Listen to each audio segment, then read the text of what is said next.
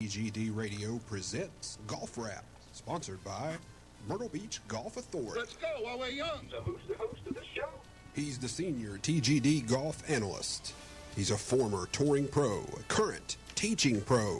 He will teach for food. Hugh Royer III. Oh, this is the worst looking hat I ever saw. Oh, it looks good on you, though. What about that guy that calls himself the Godfather? He had a voice that could make a wolverine purr. He was like a god walking amongst mere mortals. I look good. I mean, really good. Hey, everyone!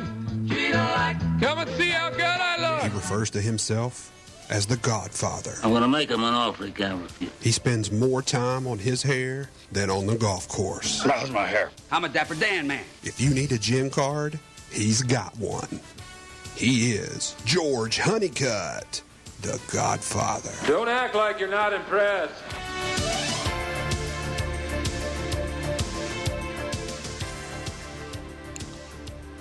And good morning, everyone. Welcome to Monday Morning Golf Wrap here at TGD TV, TGD Radio. We're so thankful to have also our presenting sponsors back, Myrtle Beach Golf Authority.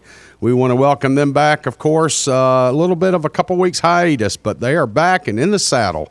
Myrtle Beach Golf Authority, of course, your number one source for memorable golf package vacations here in the Myrtle Beach area, headquartered right here in North Myrtle Beach. With over 100 golf courses available to them, they have over 300 rental units, and they can customize any trip to the Myrtle Beach area that you want. You can contact Kathy Ziegler, the golf director, or assistant golf director Karen Gilman at myrtle-beachgolf.com. That's myrtle-beachgolf.com. 888-272-7263 is a phone number. And with me as always, or hasn't been for the last couple times, but it's good to have him back, my brother from a different mother, HR3, Hugh Royer, is in the house. Good morning, brother. Good morning, bud. You look great today, dude. I'm trying. You look very nice. Heather's working on me. Do I get a hat? Yeah. I ended up, by the way, Bethany loves the sweater I bought at the open house. She steal it from you? No. You know, I bought a large instead of an extra large, and she said, God, that fits you really well. And I said, thank you, dear. That means that diet you've been doing. So. Yeah. I wore it out Sunday. We went to dinner, and I had two people come up and asked about the Hugh Royer, the South Carolina Golf Center. They said, that's that place that just opened up, right? So I told them all about it, and I said, if you really want a lesson, just see me. I said, don't worry about Hugh. I said, I'm his intermediary. Yeah, there you go. There you go. I'm his assistant. I'm his secretary. Yeah. How was your weekend? Good? Busy, but good, yeah. I actually went Saturday over to Hartsville to watch the Players' Championship. A couple of kids over there. Weather was a little rough, kind of nipply outside. Right. I had enough Under Armour and stuff on to try to keep me warm, and, being on a blood thinner, it didn't work too good. Nah. But, kind of tough conditions over there for the kids to play, but went over there and watched them and came back, and then was going to watch Bray in Augusta yesterday play soccer, and he called and said, the other team forfeited. So, that makes it easy. He goes, I'll be there a week from Tuesday for Thanksgiving, so don't worry about coming. So there's a good win. So we went and saw the movie Interstellar. I'm telling you, folks, you got to go see it. If it doesn't win every Oscar category, something's wrong politically. Oh, well. It's that good. I have Seriously, to go check it out. I'm telling you, it's that good. With Little Miss Hope, though, if it ain't something Six or something to do with Disney or Pixar or whatever. Well, this is a date we don't night get for to you see and it. Bethany. Yeah. This is a date night for you and Bethany, because I'm telling you, it's worth it. We don't get too many date nights, but I look forward to that. Hopefully we can get it put together. Hey, busy weekend in golf, Hugh, and we're wrapping up, I guess, the tours are kind of wrapping up before the holiday season. This is their vacation. It's not the end of the season for the PGA Tour. It's just a vacation. Yeah. So I guess that's the best way to put it for the next several weeks. To rejuvenate, So, we're now finished up. They were at the PGA Tour down in Mexico. Gorgeous in Cancun, Mayakoba at OHL Classic at the El Chameleon course. And lo and behold, Charlie Hoffman comes out of nowhere and ends up winning this thing. He wins $1.98 million. Not bad. 1.098, so 98,000 in that million. So he's used to seeing the $98,000 check. So I tell you what, the million in front of it's going to be a nice little deposit. It just makes me laugh. Say he comes out of nowhere and the guy shoots 66, 68, 67, 66. Oh, he played extremely well, dude. You know, played great. And, you know, watching the golf course on television, I mean, it's a gorgeous piece of real estate. It is. Pretty. I mean, just a beautiful place. It's pretty. And it seemed like everything was happening in Mexico. Of course, the women were down there, and Christina Kim ends up winning first time in 9 years. I tell you what, that's the best thing could have ever happened to the LPGA as far as I'm concerned. You think so? I just, you know, Christina Kim, everybody looks at her, you know, and you know, she's a bigger girl, but her personality and the way she carries on and does things, you know, she brings some fun to the game and to a tournament. Sure. And she seems to always have a smile on her face. Exactly. And she was really one of those ones that when Michelle Wie was going through her doldrums, let's say, whether it be the physical problems or the psychological problems, or she wasn't winning, she wasn't even finishing, she wasn't making cuts. Christina Kim was the first ones on the LPGA to come out in support of Michelle. And it was good to see in her win yesterday over Shen Fang in the first playoff hole that Michelle Wie was one of the first people to come out on the green and give her a big hug, and they just cried. Well, and it just shows you, you know, that a girl like that is popular not only with the players like you saw yesterday, but she whenever they put her on an interview, you don't know what's going to come out of her mouth, and it's usually she's brutally funny. honest at times. Exactly. Yeah. But you know, she brings an aspect to the LPGA that I think they need. You know, and she's out there having fun. She doesn't care. She just does her thing, and you know, people kind of attract to that. I mean, look at what they did with John Daly, for crying out loud. You know, she's not that category, but you know, she's kind of that out of the coming off the hip kind of thing. Well, this is their next to last event for the year. They now leave Mexico City and head to Naples, Florida, and this is their tour championship next week, starting next week. It's kind of up in the air. Stacey Lewis, of course, has a pretty commanding lead in the Rolex race, but again, it could be just anybody's. I mean, Shen Fang, again, here she is up at the top of the leaderboard. And, you know, so I fully expect her next week just to continue her play. This is probably her tour championship to win or to lose. I think it's really in her bag right now, and for her to make that decision. Let's go back and talk a little bit about the PGA Tour while we're talking about Mexico. And, of course, their last event of the quote-unquote calendar year is, of course, just occurred.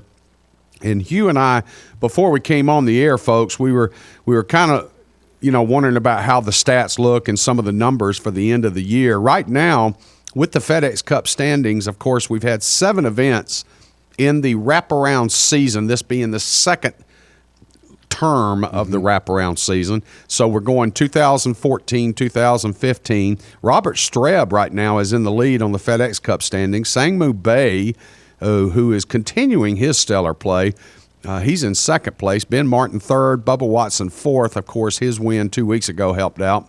And then Ryan Moore is in fifth place. So some not so normal names right there, especially Streb, you know, just not so normal names that we've come to know early on at the top of the FedEx Cup and leaderboard. It says a lot about, you know, just the fall, them doing the wraparound in the fall part of the year. I mean, a lot of your bigger names are taking time off the family and getting ready for holidays. And, you know, they're playing and they're headed to Dubai. Yeah. So. And, I mean, this is usually the time of year where everybody just takes a break and like I said earlier, tries to rejuvenate and get the motor tuned up. Make their swing changes, change their equipment, get, you know, psychologically and physically back in shape again, getting ready for the, of course, the Sony will be coming up, and then the Hawaii swing and all that. So moving up, also top 10 finishes, interestingly, through this 7-event season. Robert Streb is, of course, at the top of the leaderboard in 5 events. He's had 3 top 10 finishes.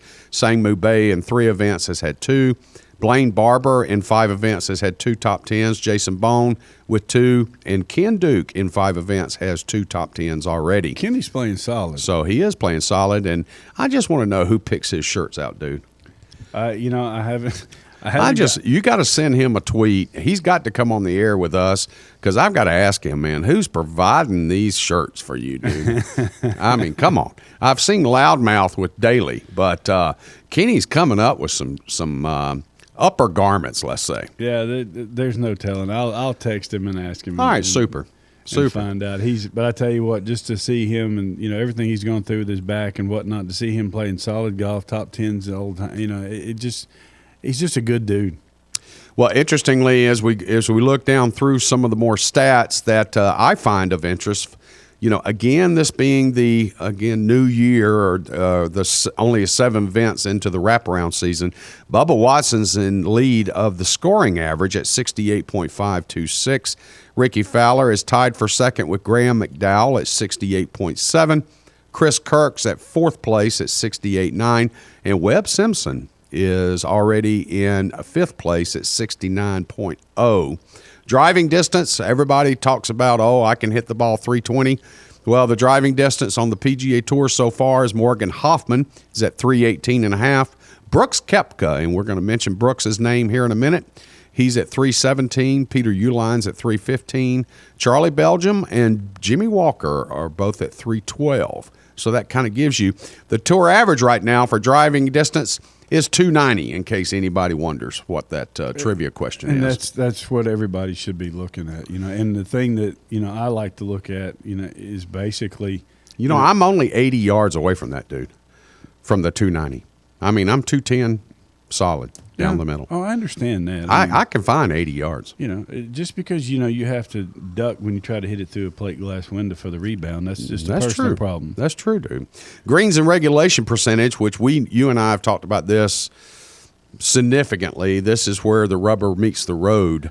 Is you may be hitting good fairways or you may be hitting it a long way, but are you able to hit the green? And because that's where that putter comes into play, and we'll go there next.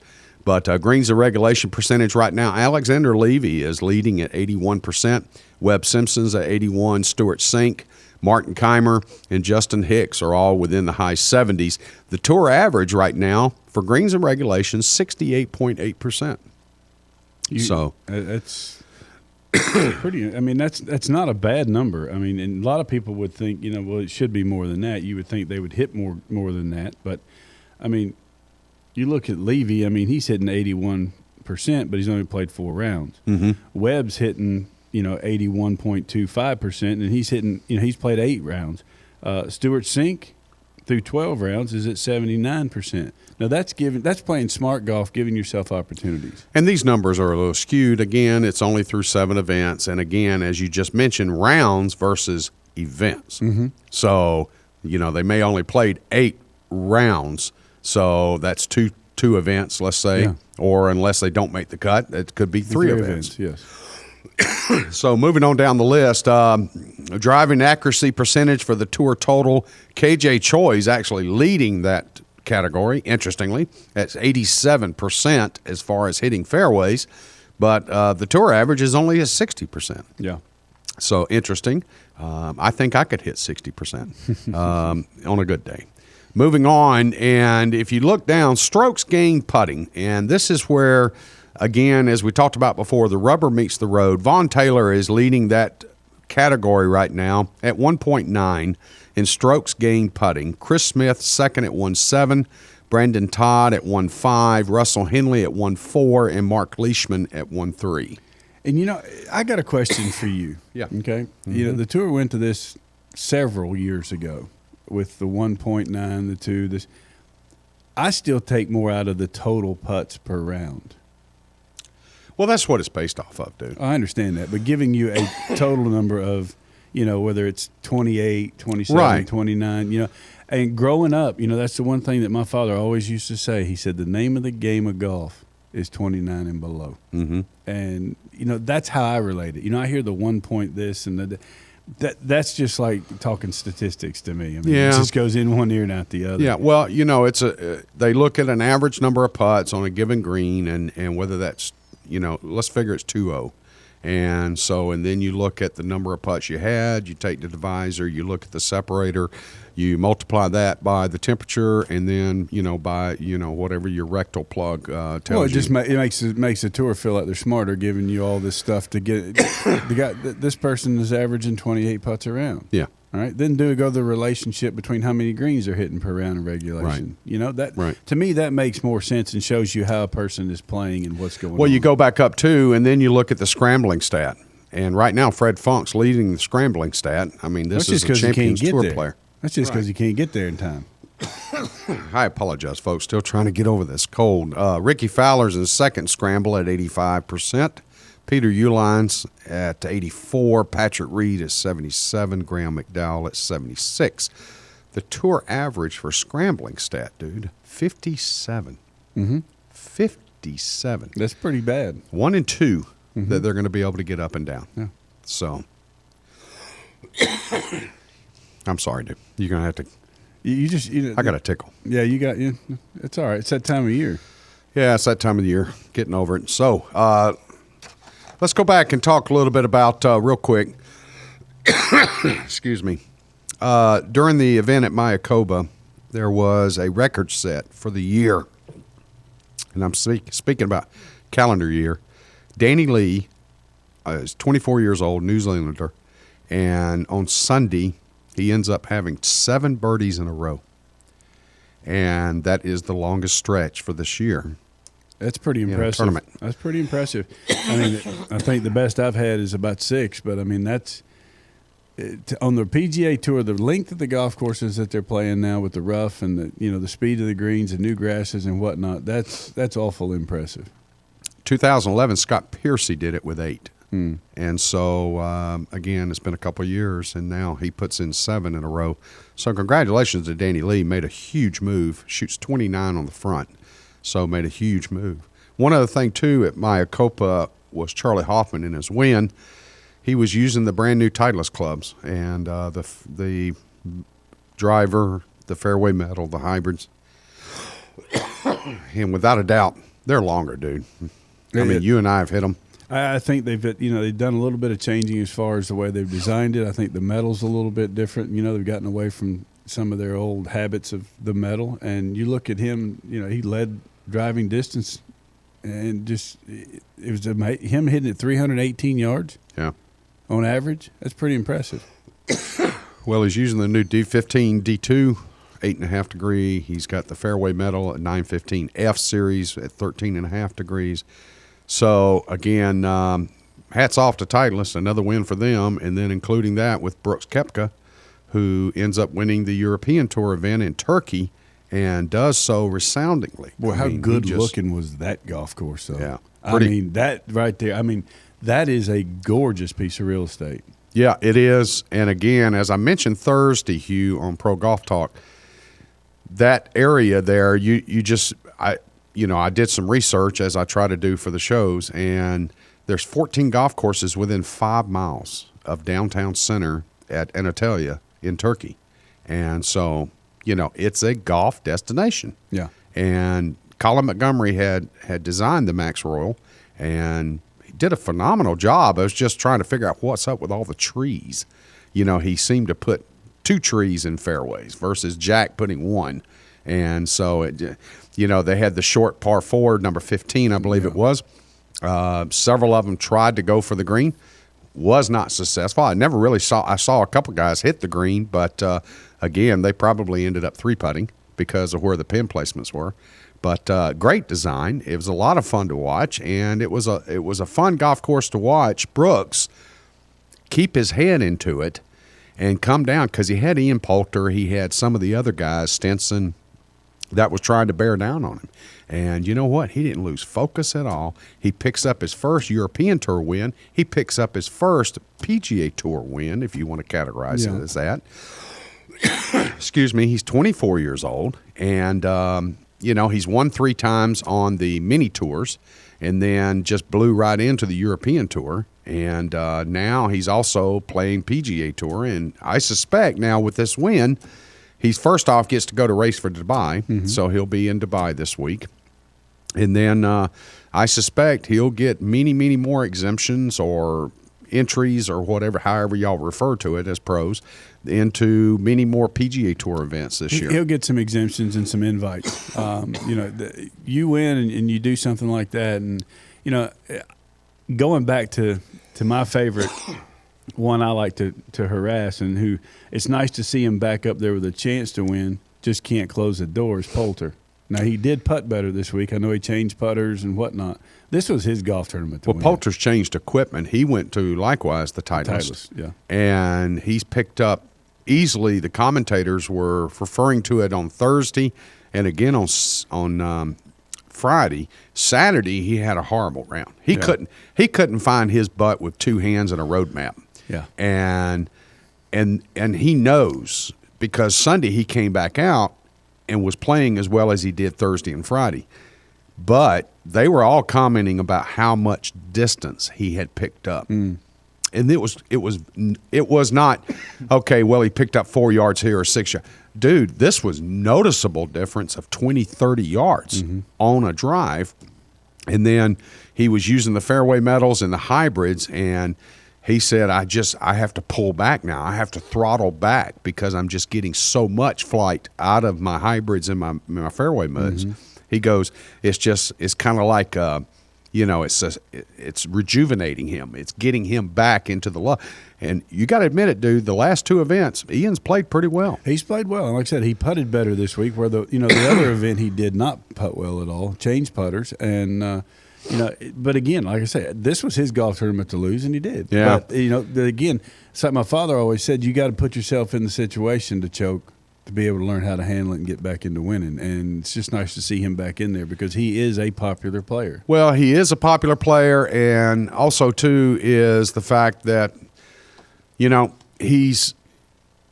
kind of got brought into the Ryder Cup as a questionable pick. Of course, he is Mr. Ryder Cup. And then since then, I think he's saying, I proved myself to be there. This is why I was chosen. Yeah. My game's not gone.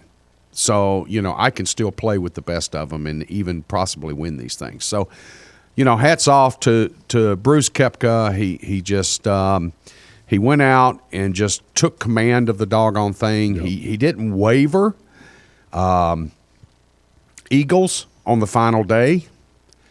He sits there and just, he said that was the separator, no doubt about it.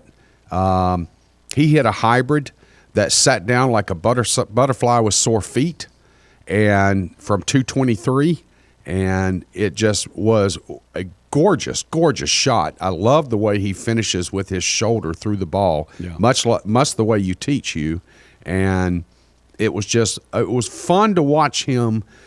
As 24 years old, he looks like he's got more maturity than that. Yeah, he does. And he's been in and around the tours for quite some time. So, although this year he would be a rookie on the PGA Tour, he's not a rookie. No, he's not. He's paid his dues. And I truly believe, tell me if I'm wrong here, I truly believe that Bruce Koepka is a valid President's Cup pick for the U.S. squad, along with your Chris Kirks and your Billy Horschels, and his name now by us as commentators and analysts.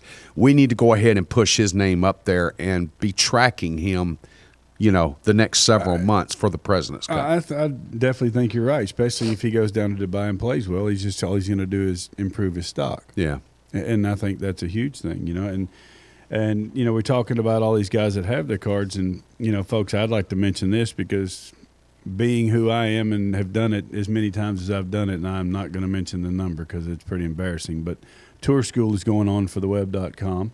Right. Stage 2. Second stage, and this is the hardest one. They are at the Ombre in Panama City. Panama City, you've got that one, and there's some others. But, this is – And we had Thursday, we had one of our local boys in here, Patrick Lundy. And Patrick came in and spent a couple hours with us on the air, and we'll be getting updates from Patrick. Actually, he has promised to call in, and so we'll be recording some updates from Patrick on a daily basis. I'm going to come by the booth and put that on tape this week, so we're looking forward to that. He'll start his updates tomorrow, and then that'll continue on through Friday. And So it's, he's at the Ombre in Panama City, Florida, because that's a place where, I've played a lot when the Hogan Tour started. Put it to this way, Georgia shot one over and finished third in that golf tournament. So, this golf course is one of those you either better have it or you don't. I made the comment. I have played it once before, Hugh, myself, with a gentleman that we both know and have a lot of respect for, Mr. Craig Shanklin, out of Daytona Country Club. And but when I played it, I remember it being the tightest golf course I had ever been on. I thought Noonan Country Club was close. Oh, no. But the Hombres got it beat by 10 yards as far as fairway width. Oh. They couldn't have been no bigger than 9 yards apart, or 9 yards in width. So. And then the 10th hole's a par 5, and it's one of those that if you hit it down the middle of the fairway, it can go out of bounds left. Yeah. It's just exactly. It's a golf course that is just very unforgiving. Now, whether it's fair or not, I don't know. But if you go play well and you can get through there, you shoot even par, you're going to waltz through this thing. I had mentioned to Patrick last week, Hugh, in your absence, that this is probably that perfect golf course for you to take the old Bears. Suggestions and advice and go dink and dunk that thing. So I said the Hugh Royer dink and dunk may be the best thing to employ over the next 4 days. Yeah, this is a golf course where you make par on every hole and you walk out and you're happy. You're a happy camper. Let's talk a little bit about the race for Dubai. We mentioned Dubai, and of course the European Tour is finishing their season this week at the race for Dubai. 60 players are being invited to the DP World Tour Championship in Dubai. $8 million up for grabs. Again, it's already over and done with. The race for Dubai, the Tour Championship, the Harry Vardon Trophy is going to be handed for the second time this year to Rory McIlroy. And the young man's earned it. So people say what they want. The young man has gone out and proven himself as the best player. He wins the British Open. He wins the PGA Championship. He wins the WGC wedged in between those two events. That takes him up to 4 majors now. But those 3 wins separated him point-wise in the race for Dubai by 2,726,514 points. And you consider that many points ahead of his closest competitor, which is Stenson. And Stenson can, even if Stenson goes to Dubai and wins the event, Hugh, he can only get 1.666 million points. So he can't catch. So that's why Rory now has already been deemed the Harry Vardon Trophy winner as far as the money winner on the European Tour. Yeah. So congratulations to Rory McIlroy for winning the year-end Harry Vardon Trophy Award. This is his second win. Being only 25 years old, that's impressive. Yes. But he won in 2012. Then, of course, last year Stenson won it, and now this year Rory wins it. But they are playing. Rory's going to be there. Stenson's going to be there. You'll see all the names from the European Tour and then several from the quote-unquote USA. Again, Brooks Koepka is going to be in there, and there'll be others. So congratulations, and I look forward to this event. This is a beautiful golf course. It is built. They've got that entertainment area over there built. The restaurants, barbecue, corn dogs, and you're in Dubai. Yeah. So they very much westernized it. It's an entertainment mecca. And folks, when you see this golf course, and we've mentioned this every year now, 2 years and running, when you look at this golf course and watch this tournament this week, which starts Thursday through Sunday, when you try to capture the images from the cranes and from the blimp that they're going to have, and just look beyond the golf course, you'll see nothing but desert. This golf course literally was brought in as sod and laid on top of dirt that also had to be brought in by boat, and even the sand in the bunkers was brought in by boat. Everything was brought in to build these golf courses there in Dubai. And their topography, their elevation change, all that had to be constructed because it was just flat desert. Oh, yeah. It's just straight up. And I mean, every bush, every plant, every tree had to be planted. I'd hate to be the superintendent because that guy cannot sleep at night. There's no way. But when you look at it, you could be in North Carolina. You could be in California. It looks like something out of Vegas. It does, a little bit. It reminds me of Vegas. But when the cameras are on the ground level, it's amazing. You could be freaking anywhere. Oh, yeah. Yeah, absolutely. But it just has that kind of aura to it to where, it's like, this is something pretty they cool. spend $2 or $3 million on a golf course here in the States, or now with economies of scale, $8 million. I mean, this thing was $300 million plus. Oh, yeah, because everything had to be imported. That's crazy, dude. Mm-hmm. But it's gorgeous. The guys enjoy going over there. They're treated like the royal family. Oh, yeah. And, very much the royal family in Dubai, United Arab Emirates, Saudi Arabia, that whole area over there, they love their sport. They love their athletics. They love their getting involved in the worldwide sporting market, whether that be racing, whether that be golf, whether that be tennis. It doesn't matter. And so this is that time for that European tour to shine. I hope they do. They continue to struggle financially. There's talk of late that, again, they're looking for a couple of sponsors for next year. They've had some pull out. This year has been the year of Michael Wan for the LPGA Tour. They're doing phenomenal, dude. They're gone from 23 events where they fell off to back up to 32. LPGA Tour right now is at the best it's ever been. Well, they got smart and they went global. Yeah. And that's what, I think the tour's trying to do. And again, down the road, I think, you're going to look at the fact that European Tour, the PGA Tour is all going to become under one umbrella. I agree. It's going to have to. And we've had that conversation. Yeah. I mean, it's just, and I agree. You look at them when they're losing sponsors, having trouble finding them. You look at the mini tours that are folding and how they're struggling around here. And you've got plenty of players to play in them. Yeah.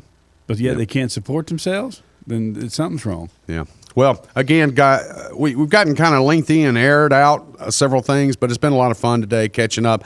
Again, coming up this week, we've got the race for Dubai. They're going to be over there playing in Dubai, and we'll give you all the outcomes to the DP World Tour Championship next Monday on Monday Morning Golf Wrap. And, of course, later this week, we've got Pro Golf Talk, we've got Roundtable, we've got Tech Talk with Al Cloyd, so a lot of stuff still coming up this week.